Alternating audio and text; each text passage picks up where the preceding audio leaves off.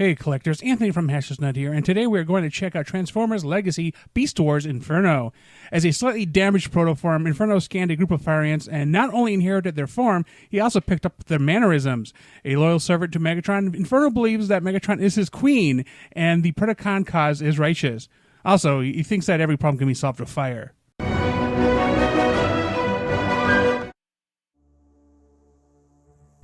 This is Transformers Legacy, Predacon Inferno, and I thought once I had this guy, I was done collecting Beast Wars figures, but then the announcements for Tigerhawk and Silverbolt came out, and I was like, fudge, I guess I'm in it.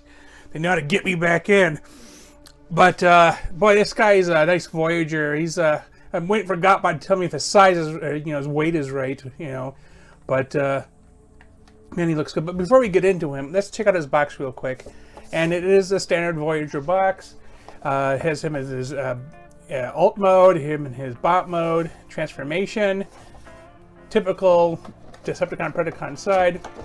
Inside, of course, is the cardboard that held him, the instructions, and the don't hurt yourself paper. Don't hurt yourself. So, this thing is awesome, but the only complaint is these legs are just in the way. Like, they are not as moldable, flexible, whatever you call it, as Black Arachnias or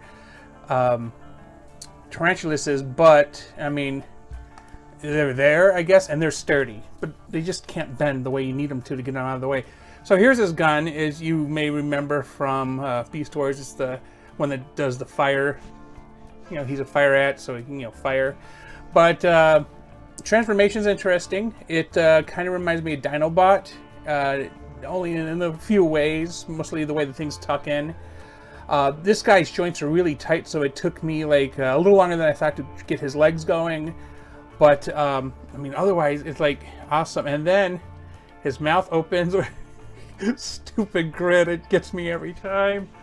Oh,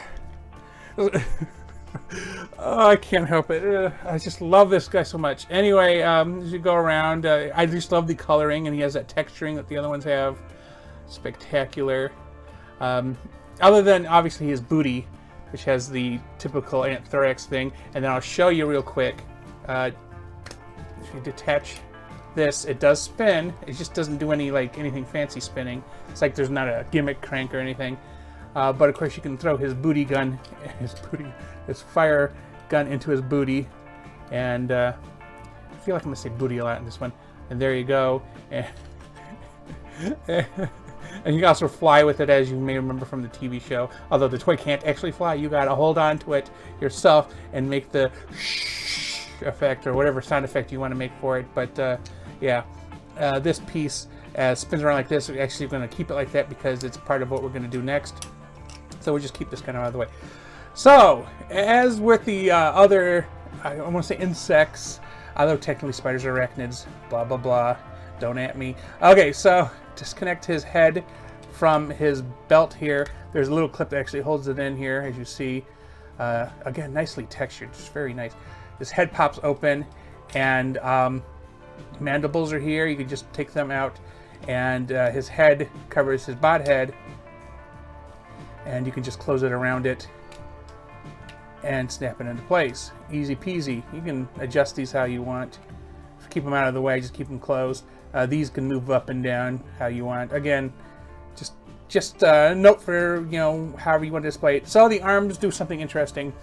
The thumbs actually go into here, and then the upper arms connect together, and you got to do them in a specific order. And I'll never get it right unless, because the camera's on, I'll get it right now. As I'm doing it. So we want to fold the arms in on themselves and make sure that this thumb is the one that goes into here, and make sure this piece is here because it is the one that goes into here. Although, realizing that this is the one with the top piece, I think I want to do this one first. So we're going to fold these guys and make sure that that thumb is there. And we're going to slide it in, and we'll try to keep this out of the way. And as you see, the thumb will go into there. Now, it's really difficult to see. I don't know how well you can see it, but it's in there. And then we'll try to match that in the other one. Move the leg out of the way while I'm at it. And so the joints are tight on this thing, so don't be surprised if it looks like I'm putting a little too much force on it.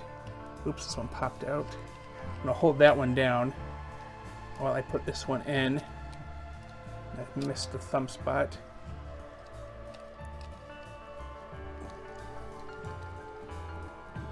Because it creates 2 points of stabilization, if I can get them both in. And there we go, connect them together like that. You can move these guys out of the way, there you go. And move these guys up. Voila. So now we have this piece. And 180 the waist. And you want to close the feet. And then the feet want to come in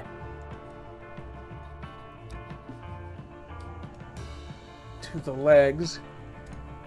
I'm going to fold the legs in like that and fold the feet down like so, and then you can connect them here.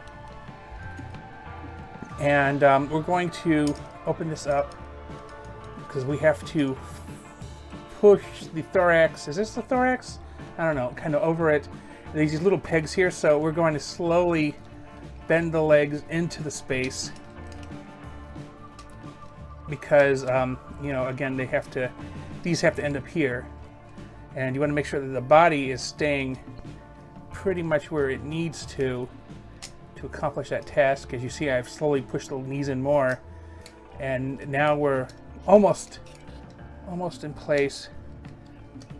Here, attach that one. Then you can move the top ones out of the way because otherwise they'll be in the way. Attach that one. It's a nice tight fit. This will just close here and stay here. Then these pegs that go into these tabs here to complete the shell here. There we go. Look at that. That looks like a strawberry, doesn't it? Some whipped cream on that ass. Anyway, we adjust the feet. Move this like this. Look at that bad boy. Look at that. Fix the head. Open up the mandibles. Fix the antennae. Put the gun on top. Look at that. Look at that. He is incredible. It is one of the best figures from the line. Man, oh man. His head has a little bit of articulation only because the ball joint of the bot head inside the shell there. But, oh, that is incredible. I mean, obviously you can tell there's a bot under here. It's not a secret. And then from the back, you're like, oh, well, hey, okay. So I guess it's supposed to be like a spinneret. They don't have spinnerets and ants, but like some type of, I don't know what that would be back there. I don't know what artistically. Why is this?